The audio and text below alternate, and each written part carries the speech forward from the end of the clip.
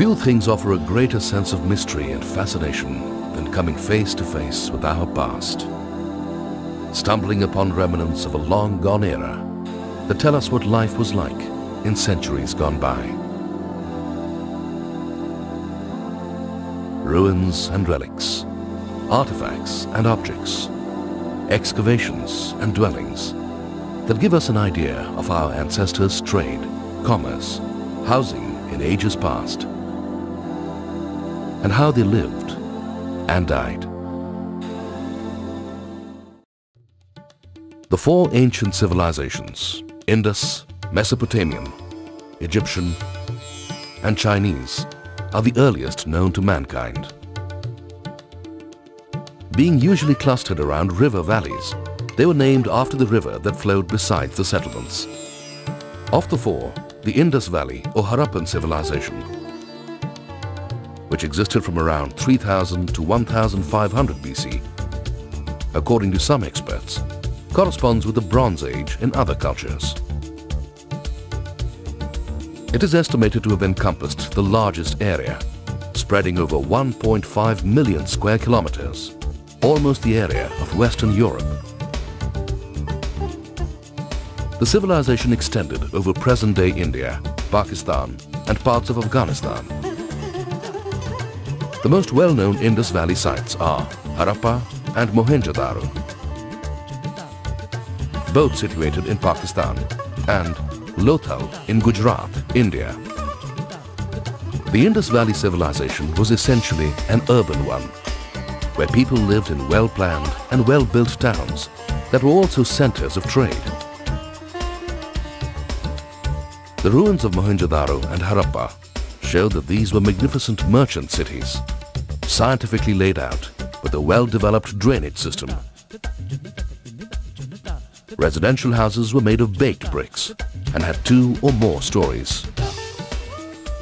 The first site was re-excavated after independence at Rangpur, Limri in Gujarat. Around 2500 BC, the Harappans began rapidly moving into Kutch and settling down. Evidence suggests that they brought with them a highly developed culture, rich in arts and science.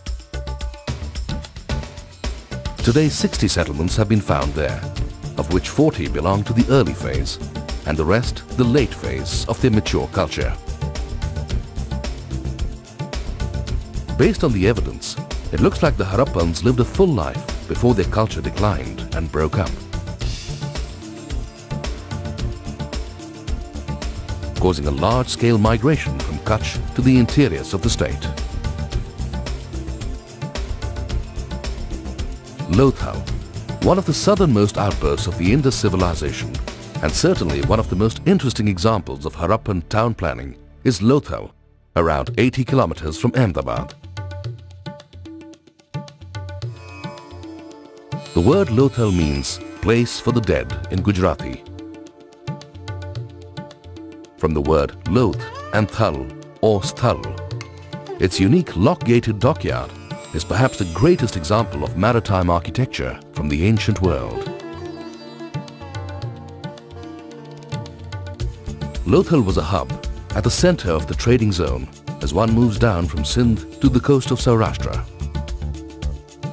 Rangpur and Lothal were among the first 2 places where the valley civilization was discovered in India. For tourists interested in archaeology, Lothal is the perfect place to get an insight into the ancient Indus Valley civilization. Lothal developed as the most important port and a center of the bead industry as well. The Indus dichotomy of dividing the city into a citadel or acropolis and a lower town was followed here too. The ruler and his entourage lived in the acropolis, where houses were built on 3-meter-high platforms and provided with all the civic amenities, including paved baths, underground drains, and a well for potable water. The lower town contained the commercial and residential areas, with arterial streets being flanked by shops, artisans' workshops, and merchants' dwellings. Seals were used to label imports and exports from the dock, and some of the seals have been found during digs. The industry of special interest was pottery, which included beautiful jars painted with stags, bulls, cows, horses and birds, terracotta toys and figurines.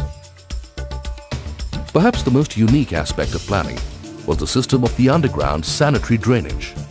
Expert masonry kept the sewer watertight, while drops at regular intervals acted as an automatic cleaning device.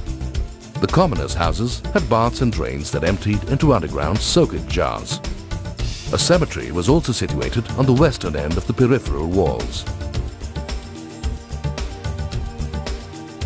There are two other important aspects that the engineers of Lothal accorded high priority to: a dock for berthing ships and a warehouse for storing and examining cargo. The need for a warehouse arose from the large volume of cargo it handled. The site has been dated to have been in existence around 2350 BC and even then enjoyed great prosperity due to foreign trade. It became a busy industrial center, importing pure copper and producing bronze celts, fishhooks, chisels, spearheads and ornaments, which were supplied to much of the Western world.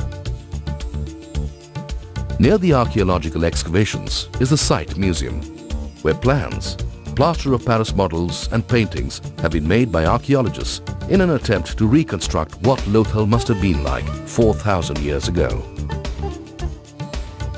The glass cases contain mirrors of bronze and copper and a variety of objects made from stone, chert, shell and bone. The perforated and painted pottery, toy bullock carts, beads and jewellery are some of its highlights.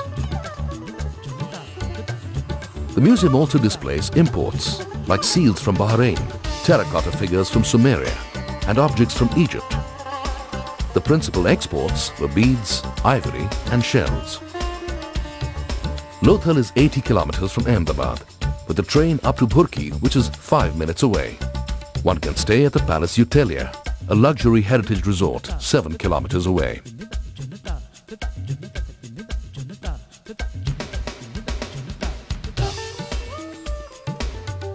Dholavira. Of all the Harappan sites, Dholavira, locally known as Kotara in the Run of Kutch, stands apart. Dhola means white and Vira means place, due to the white sand resulting from salinity ingress. The site is considered one of the most important discoveries in recent times. It is remarkable for its magnificent planning and enormity. The site is one of the 2 largest settlements in India and the 4th largest on the subcontinent. Dholavira is famous for the unique distinction of yielding an inscription of 10 large-sized signs of the Harappan script, possibly the oldest signboard in the world.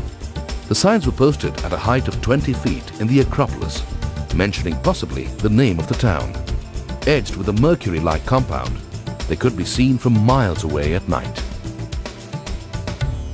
A variety of funerary structures are yet another important feature that throw new light on the socio-religious beliefs and indicate the presence of composite ethnic groups. Inside the fortified city are 3 distinct complexes: an acropolis, a middle town and a lower town that have been furnished with their own defense networks, gateways, built-up areas, street systems, wells and large open spaces. The city within the general fortification goes well beyond 100 hectares in expanse. Dholavira provides an excellent example of Harappan town planning capabilities and the level of sophistication it had reached 5,000 years ago. The water management system is yet another highlight of the site. The Harappans seem to have stored almost the entire volume of water that used to flow in the flanking stream after the downpour in reservoirs. The town also had the world's oldest stadium. The Rangshala served as an open square for the king's speeches or as a meeting place between the towns. However, the high point of Dholavira was certainly its town planning, drainage and water management systems. Ancient civilizations have spurred much curiosity and wonder, generating considerable interest. The Indus Valley civilization is our main link, if not the only one, with our past heritage. With it being declared as a World Heritage Site and the Archaeological Survey of India planning a museum and a tourist complex, Gujarat will soon have a well-developed circuit for researchers, academicians and tourists alike. Visiting Lothal and Dolavira has been a really great experience. It was interesting walking down there and seeing the excellent town planning and some amazing water management systems. It was like stepping into the past, and it was really an astonishing experience to visit Lothal and Dolavira, to watch the past become alive around you and in front of you. I walked through the old architecture of Lothal and Dolavira and with the remains of the superb water management system. It's really an outstanding adventure into the history of mankind, into the history of gone civilizations. A visitor may opt for any of the following 3 travel options: via Modera, Patan, Balaram Palace Resorts and Dolavira, via Ahmedabad, Lothal, Vakaner, Dolavira, Bombay to Bhuj by flight, and a drive to Dolavira 250 kilometers away. The Indus Valley sites offer a unique opportunity to step back in time and be a part of ancient history once again. An opportunity to marvel at our heritage and admire an ancient people who lived, worked, planned and built like none other. We have before us a responsibility to preserve and protect it, not just for the sake of past generations, but for future ones as well. For it is in studying our past that we may prepare more conclusively for our future.